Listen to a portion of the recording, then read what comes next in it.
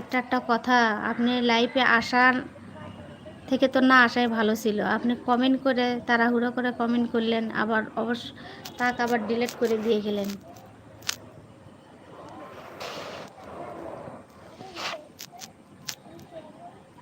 কখন ভাইয়া লিখেছে আমি চা খাইছি। ওকে, ঠিক আছে ভাইয়া।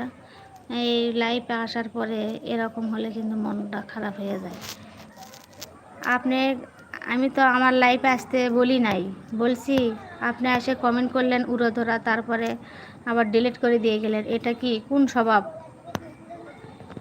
আদব কি আপনি শিখাইনি নাকি? বড় ভাই লেগেছে একটা বিয়াদব ঢুকলে তোর লাইফে, তাই